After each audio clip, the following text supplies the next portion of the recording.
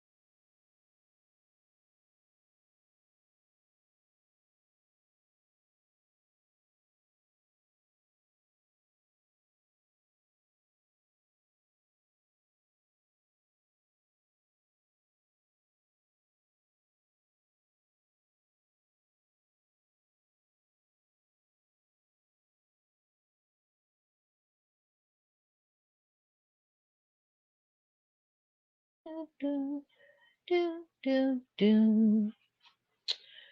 do, do, do, do,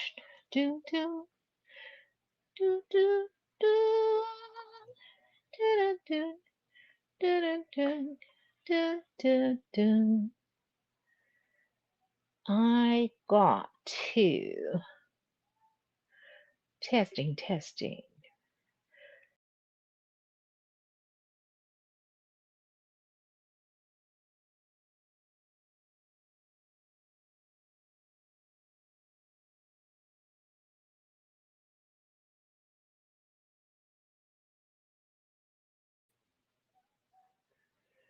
We're about to get this cracking.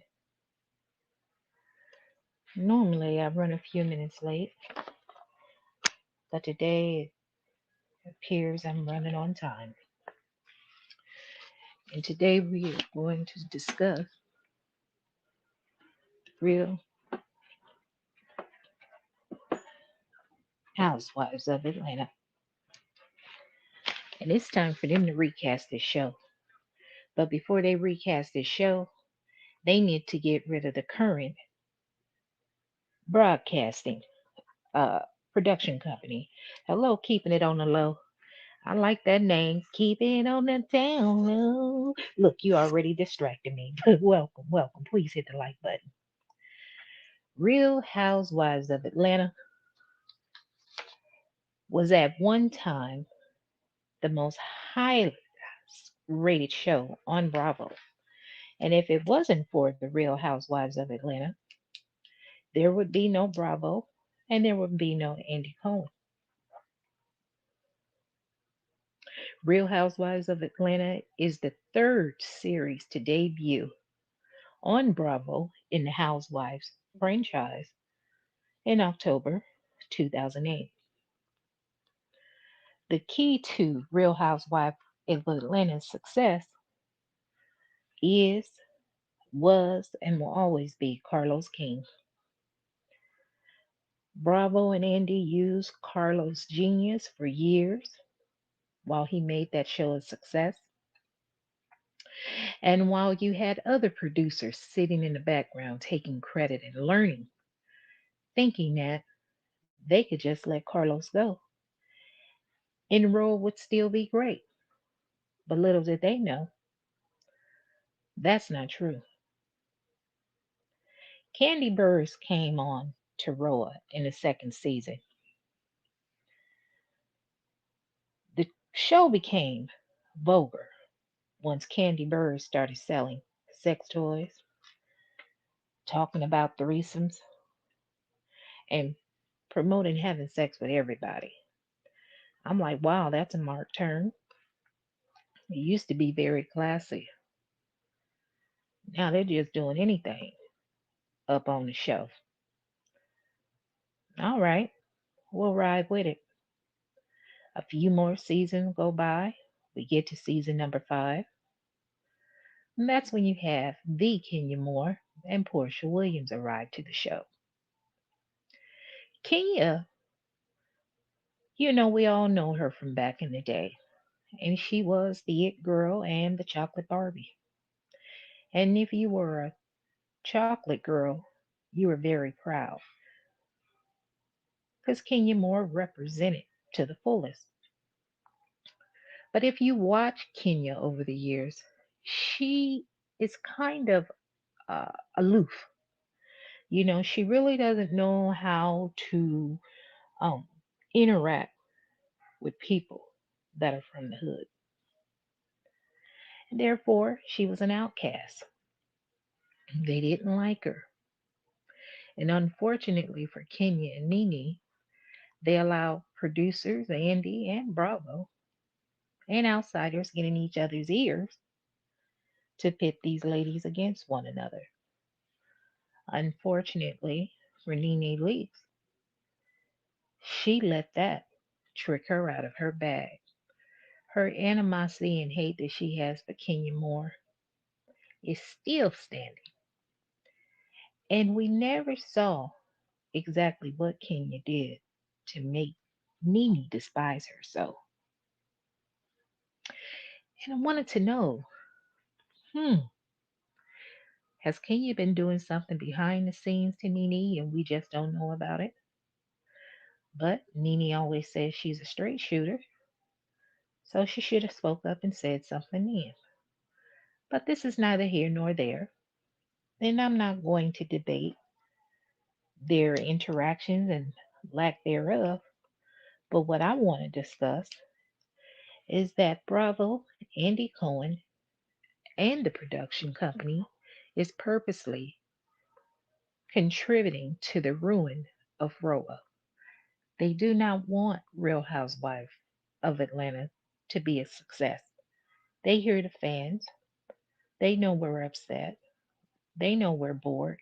To be honest with you, I stopped watching Real Housewives of Atlanta. I believe it was after season 12 with the Bolo situation. Like, that was just too much. And I'm not entertained by always seeing sex.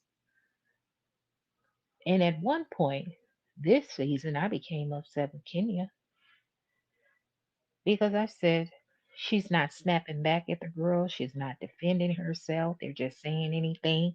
And I get tired of her walking around like a lap dog, trying to be friends with Sheree. And Sheree doesn't like her, could care less about her. Then I said, well, maybe Kenya's not being the usual Kenya because Bravo's not paying her to act a fool. Then maybe Kenya's not sharing on TV what's going on with her and Mark because Bravo's not paying. But anyway, we can only see so many episodes with her interacting with her daughter. I'm just turned off about everything about RHOA. They need to get rid of all these women. Their storylines have run their course, and they need to bring a new batch of women, and they need to bring a new production team on, preferably Carlos King.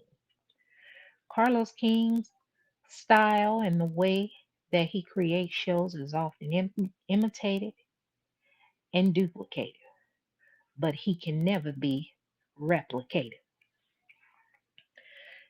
And I think we're getting to a point now where we've gotten older where we're burnt out and tired of hearing the cursing, fighting, who's sleeping with who.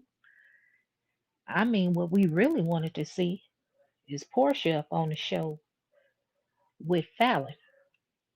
Because, baby, ain't nowhere in the world you could have came over to my house and hung with me. And then you end up walking away with my man. But, baby, Fallon and messed up and sexed down. She sexed and got pregnant by the pool boy. I don't believe that baby is the pool boy. Because now you got Jalen making his round, doing an interview talking about he was groomed. Boy, bye, you wasn't no minor and underage. And ain't nobody had to force you to do nothing. You knew you were broke coming to the table with nothing. You knew she was married when you met her and laid down with her. So don't be crying now that she tired of struggling and paying all the bills and she done traded you for a man that got some money. so I don't want to hear. But baby, it's 2 years too late, and we don't want to hear none of it. RHOA became trashy once Porsha Williams arrived. She started off being sweet, delicate, and a housewife, and so into the Lord. And baby, by the next season, she was ratchet and the queen of Thotlandia, promoting hoe and thought culture. Then she even outed her ex-husband and implied he was gay and stole her anal beads. And I mean, everybody thought that was funny, but I didn't. Why out somebody? You were okay being his beard when you were married to him, allegedly. So don't complain now that you gone. But I tell you what, Cordell got up out of that marriage without losing any of his money. He got Portia up on out the house and ain't lose a dime. And Portia had to go right back on over to her mother. And baby, by that next season, Portia let the real Portia on out. She was no longer a meek, mild mannered housewife. She was a full blown hot box, baby. And baby, she wasn't just any kind of hot box. She was sleeping with men for a purpose. And they had to have money. I ain't mad at her. If I had a little blood and whole blood up in me, I might do the same thing, but baby, I just can't see it, baby. I just can't see it. But you can't knock it unless you try. But I don't want to die trying. Because there's too many diseases up out there. Nene Leakes, you are sorely missed on RHOA by the fans.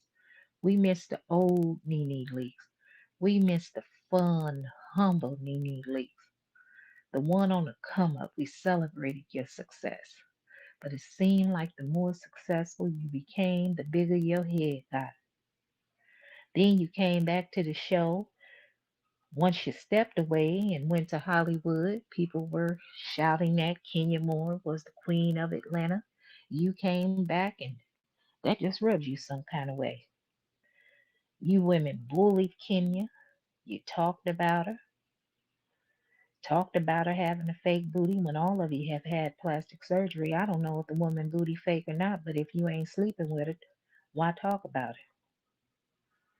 But we want the old Nene back. We want the fun Nene. But baby, we need you to snap up out of your delusion. Because you talking about you to come back to Real Housewives of Atlanta. Only for the fan. That's the only reason you would come back. Nene, girl, please, you coming back for a paycheck. Then you talking about you just wanted discussion. And I know sometimes emotions we get heated when we're hurt because it is hurtful when you're a black person that's well liked amongst a large group of white people, white peers, white bosses, white owners. It feels good. They make you feel as if you're part of the family. They invite you on trips. They buy you things. I mean, they just make you feel good. But baby, when you are no more use for them and they can't make no money off of you or they can't use your brain, as my godmother would say, they ain't got no use for you and they throw you away. So it hurts. You thought you were special and they gave you your wake up call to let you know that, honey, you're easily replaceable. While you were spending all those years worried about Kenya Moore taking your spot, it was Portia that they were grooming. Because Portia was younger, she was feisty, beautiful, dressed well, had a little ratchetness that the younger crowd appreciate. All the men loved and the women wanted to be with. Just ask Kandi Burrus and Todd Tucker, allegedly. But yeah, over time, Portia got good with her comebacks and being funny. Then there was that one season, once Kenya came back after having Brooklyn, that her and Portia were getting along so well. You weren't there. It was fun. It was lighthearted. As soon as you came back, it's back to drama. All I want to know is where's the beat? But anyway, Nene, the real fans of Real Housewives of Atlanta, we miss you. We miss you. And we miss you. And we want you back. But we want the old Nene. We want a Nene to come back that don't want to beef with nobody but want to have fun. We want to see a Nene that apologizes for the comments that she made that may have been hurtful. And when somebody tells you that you've said something that hurt them, believe them and apologize and just agree to move on. And if you don't have anything nice to say about anybody, don't say anything at all. I'm riding for you, Nene. I loved you from the beginning as a fan. Then when Kenya came along, Kenya was my girl, baby, and I'm part of Team Twirl. Now Kenya makes me mad, and you've made me mad also. But I hate to see you out there feeling as if you're unsupported. And we do support you, Nene. We just miss the old Nene. We can't support this new Nene with the multiple noses, lightened skin, blonde. You know what? That's where you went wrong. When you went to that blonde wig, baby. That's when your whole attitude changed. When you went blonde. We need you to change that hair color, Nene. ASAP. And Nene, most of us, we understand. We believe you when you say Bravo and Andy are racist. They treated the African American cast members unfavorably. We believe you because most of us experience that every day in life, in the workplace. We have to deal with microaggressions. Sometimes we deal with overt racism. We have to deal with the way people yell at us, talk to us. And if we raise our voices back in defense, they holler they're afraid.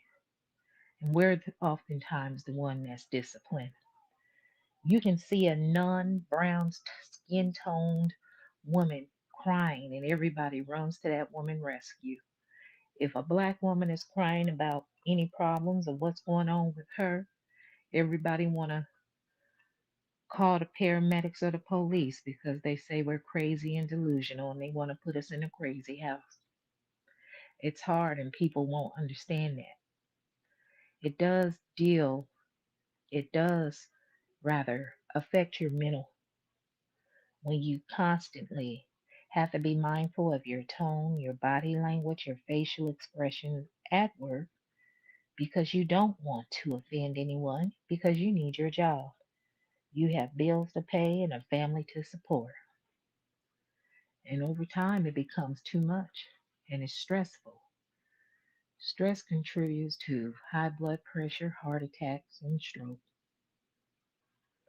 So you imagine dealing with that, those microaggressions, those feelings or words or actions, behaviors displayed by your peers, co-workers, supervisors, or bosses every day because your skin color is just a little bit more melanated than theirs.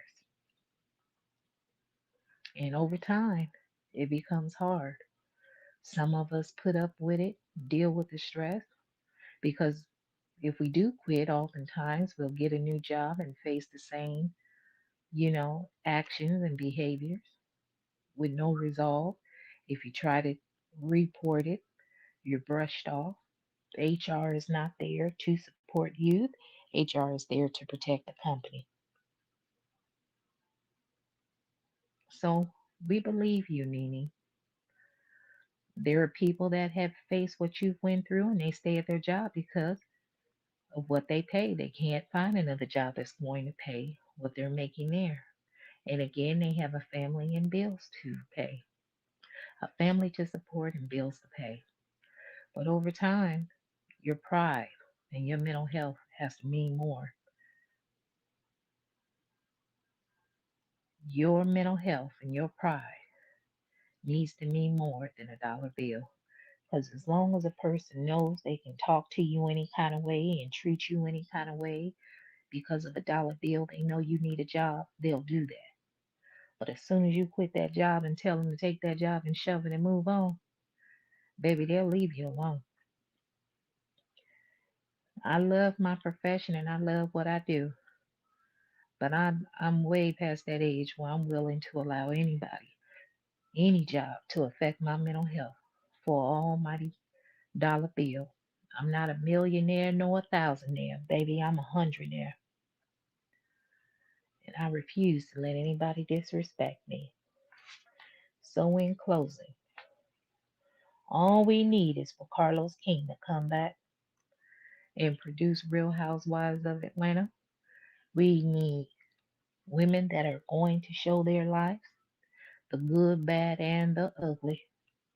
And a lot of you women, your storyline has run its course, and you do not need to be there.